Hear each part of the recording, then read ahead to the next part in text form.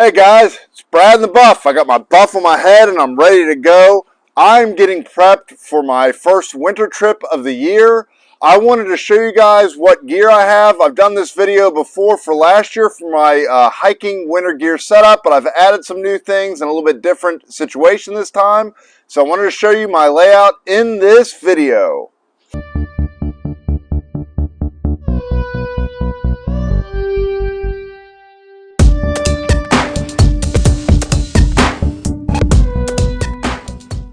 So first of all, let me explain some of the differences. Last year when I went on some of my trips, I generally knew it was going to be fairly temperate, you know, maybe 30, 40, 50 degrees, somewhere in that range. I think it got down to 25. This year, I'm going to be in the Appalachian Trail doing a section south, and I'm planning on staying at the highest shelter on the Appalachian Trail. And that's at 6,000 feet. So I'm going to be in the general range of about 3,500 to 6,000 feet over the entirety of my hike. It's about a 70-mile hike. And so when you started getting into those elevations, it's very hard to predict the weather.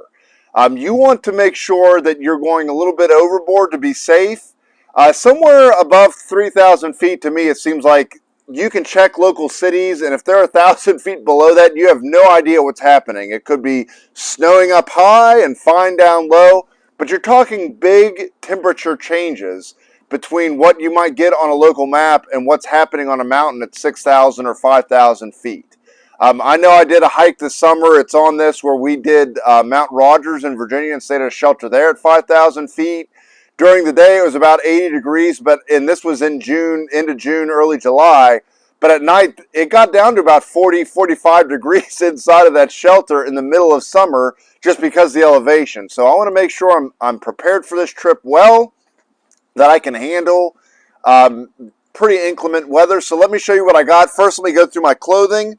I got, just a merino wool beanie. This is smart wool. It's just a thin one, and it's got the cuff on it.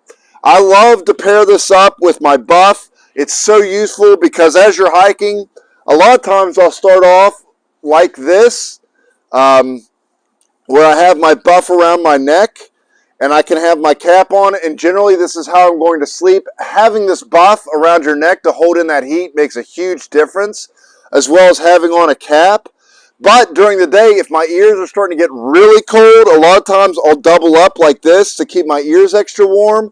And also as I'm hiking, if I start warming up, I can take this off and leave this on so that I get a little bit of air conditioning up here, but I'm still keeping my the top of my forehead warm and my ears.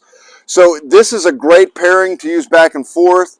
I bring gloves. I use these neoprene diving gloves. These are the 3mm thick ones, so they're not particularly thick.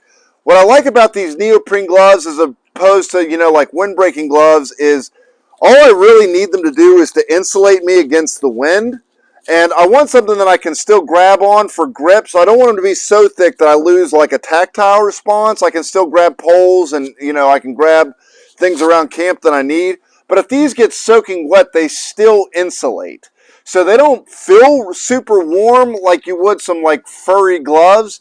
But if these things are soaked all the way through, they also don't hold a ton of water. You can squeeze them out real easy. I know one trip I had a pair of thicker gloves that felt warm as long as they were dry, but they got soaked and they were worthless over the trip. So I switched to these neoprene diving gloves because in general, I just want them to insulate me if I grab a tree. I don't want all the heat getting sucked out and against the wind. Just a pair of wool socks and liners. I brought extra socks and strip that's inside my bag.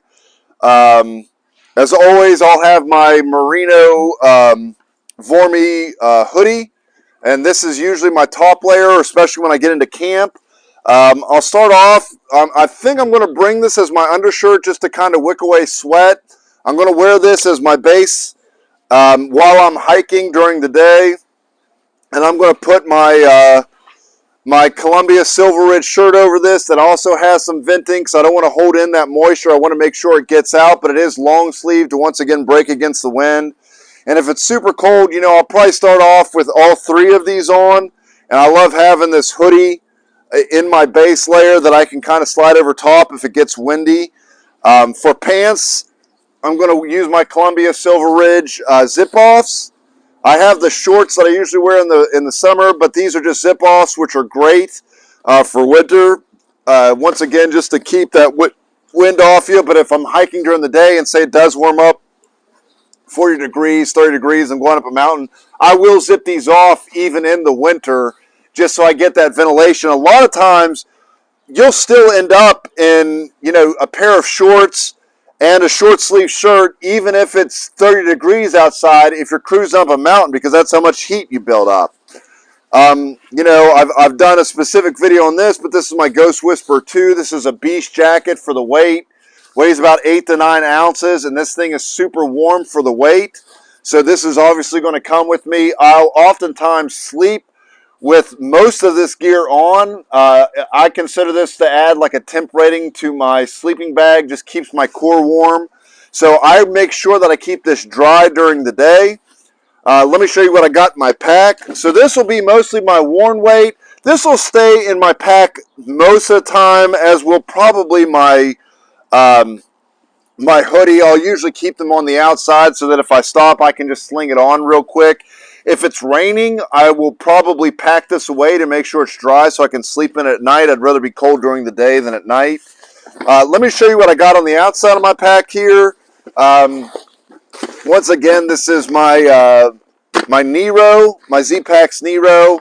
Always got my water bottle. What I have in this pack right now is about 11.5 pounds, which means I'm doing a 5-day trip, so I should have about 7 pounds of food or so. So right there, I'm at 18.5, and I'm going to be carrying probably about 2 pounds of water. So my first day, I try to stay sub 20 pounds with this pack on, because that's about all it's rated for. So my first day, I may be 21 pounds or so. But after I eat dinner and breakfast that night, I'll be hiking the rest of the trip at sub 20. So I think I'm right in a good spot for my limit. Always bring a just straight water bottle that I'm going to filter clean water into, because I like drinking straight from the bottle as opposed to having to run it through a filter. I tend to drink more water that way. So I'll filter straight into this. I'll keep this clean. This is my snack pack on the outside. I have my little Gorilla Grip thing here for my camera. It's by Joby. So this I can use as a stand. This is about 2 ounces. My shelter. I'm not planning on bringing this. This is my Big Agnes Dyneema tarp. This is more for like an emergency shelter. There's shelters along the trail that we're planning on staying each night. But you never know. You might, fall, get hurt or something, or have to set up for an evening unexpectedly. And I do want something over my head just in case. So this is really just to put a cover over you. This is about 11 to 12 ounces. It's for 2 people if I set it up right. Part of my packed weight is my rain jacket. Hopefully I won't need to use this. This provides another layer. I will also put this on and sleep in this over top of my Ghost Whisperer. So, your rain jacket, even if it's not raining in the winter, is still helpful as a windshield. And this is about 8 ounces. It's my outdoor research. I had the Gossamer Gear Thin Light, but I left it on a trip this summer, and I've not been able to reacquire one. But I did get the Mountain Laurel Designs. I can't remember what it's called, but it's EVA Foam. This one is 20 by 80 as opposed to Thin Light, which is 19 by 59. So this one is a little bit wider and a little bit longer. But I use it as my padding for my pack, so I can unfold this, and this will go right underneath of my sleeping pad. And they say it adds about 1 for your R value, so this should add about a little bit of insulation for me. And it provides you a backup in case your pad gets popped, as well as, if you put this in your tent, you won't slide around. And it gives your pad a little bit of protection if you're setting up in a shelter, if there's like a little nail head or something sticking up. So let's see what else. I always put, all my food goes in this pocket. This is where I keep my spoon. And so all of my food for my trip will end up going in here just because I like the easy access, and I can take it out to bear bag it at night real easy. I don't have to dig around for it. In this pocket, I always put my water filtration. So I have this. This is a CNOC collapsible 1 liter. I love this because when I put my filter on, if I do want to, fast hike and I don't want to have to filter, I can filter on the go. I can just fill this up. and put my filter on top if I do want to squeeze. It's not like my bottle where it's not compressible really. This I can push at the bottom and filter as I'm going through. Also, if I need to back flush my filter, this is a really easy way to do it. So this is what I hold my dirty water in. And if I want to filter on the go, I'll use this. This is my CNOC buck bag. I'm a big fan of their stuff. I use this as my bowl. And the reason I do is because it also doubles, like if I want to carry water in this, if I need to carry about an extra half a liter of water, I can carry some water in this. And then also I can cook my ramen in this. I can cook food inside of this. So I use this as my bowl essentially. I just open it up and, I dig around with my spoon and then I kind of drink the rest. But my CNOC buck bag, it's 2 to 3 ounces. And then for my main water carry is my CNOC 3 liter. This is also 2 to 3 liters. My CNOC Vecto, and this I'm going to, use to filter my water or to keep for my camp water. I just put my filter, screw it on directly to this, and then I can filter right into, a bottle. I can filter right into this. And so I like hanging this from a tree and just filtered it down through. And then I use the Sawyer Squeeze. I use the original, the bigger one because I think that it is easier to back flush, and as opposed to like the micro or the mini. And it only weighs about an ounce more. It's not that much bigger. I don't mind carrying it, and I think the flow rate is really good. So that's my Sawyer. That's what I use to filter my water with. I always carry a few extra small carabiner clips just if I need to attach something. Let's see what I got in my bag. As you can see, it's pretty full. So I'm basically at capacity. Once again, my food will go in here. But if I need to, when I got my Nero, I do have the Y strap. So like I could Y strap if it's nice out. I could put my sleeping bag up here just to create some more space in my bag. My MSR reactor. I always bring this, especially in the winter, because alcohol stoves do not burn that well in the winter. If that's not something you've heard before, that's a good tip. It's very hard to get them lighted if you're using just a regular alcohol stove. But also this thing heats water so quickly and it acts as my pot as well. So generally I'll carry either the reactor and somebody else will carry the fuel, or I'll carry the fuel and vice versa. This is my Snow Peak, just little cup here. It's a titanium cup. I've been using this. It's also a French press. I just take the French press out to save about 1.5 ounces when I'm not using it. So that's my Snow Peak cup there. I just got this the other day. This is a cork massage ball. I think I'm going to take it. You can use it to kind of like massage out, use it for your lower back. To roll, your calves and stuff with it. So I thought that was cool. I think it's only like 1 ounce. And so I was going to give it a try, see if I use it on this trip. I like to add, one piece of equipment and take a piece of equipment away about every trip. My ditty bag has my battery backup in it, my flashlight, an extra lighter, a very small knife, all my medical stuff, my Lugo tape, a rubber band, a small piece of a fire starter, just generalities. I got my ropes in here for my bear bags. So someday I'll do a video just on what I carry in mine. A toothbrush. I'm using my X-Lite pad. I also have an X-Therm, which is better for winter. But I'm using my X-Lite pad because I'm letting who I'm going hiking with use my X-Therm because it's a little bit better than the pad they have. So with my Mountain Laurel Designs underpad, I think I'll be fine in this. This thing has always kept me warm. It's got a pretty good R value and very comfortable. This is my favorite pad that I have. So one of the things I'm doing unique for this trip, as I mentioned early on, because I'm not sure what the weather's going to be, I'm going to be cautious. I'm actually bringing my quilt as well as my Magma Co-op mummy bag. So this is good for down to about 10 degrees. The comfort limit is 22, but it's good for 10 degrees. If you've watched my other videos, I do exceptionally well in the cold. I do not get cold easily, especially when I'm sleeping. So for me, if the lower limit is 10 degrees, that should work fine for me.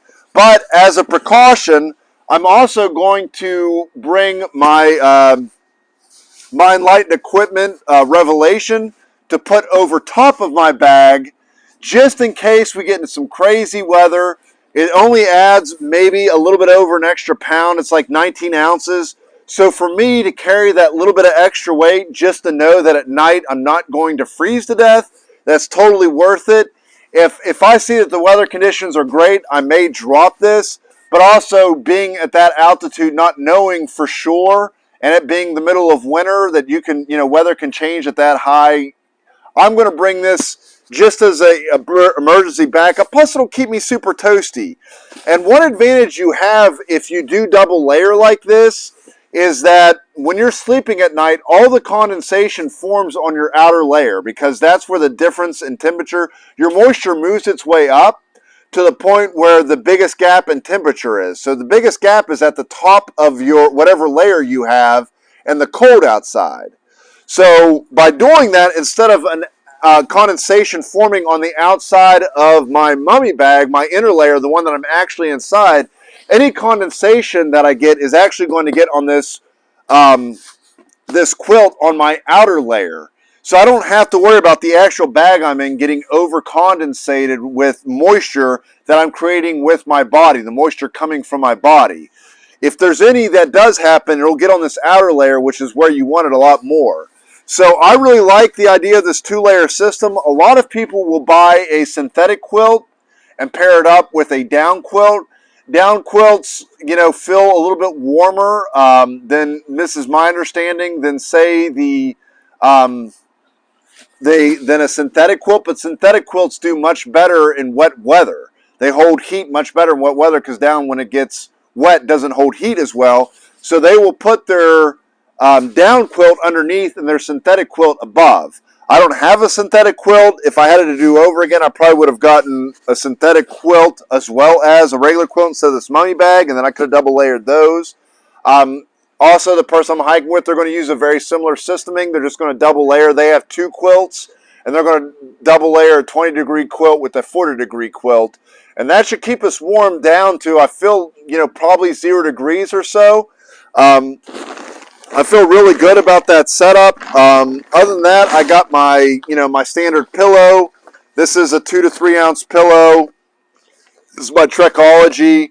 My Co-op Magma weighs about 2 pounds. So you got, 32 ounces there. And then I'm going to bring more extra clothes than I typically bring. Usually it's just an extra pair of socks and underwear, and I don't even bring a bag for it. But in this case, I'm going to bring a pair of merino wool boxers that I'm going to change into at night. I'm going to wear synthetics on my trip out.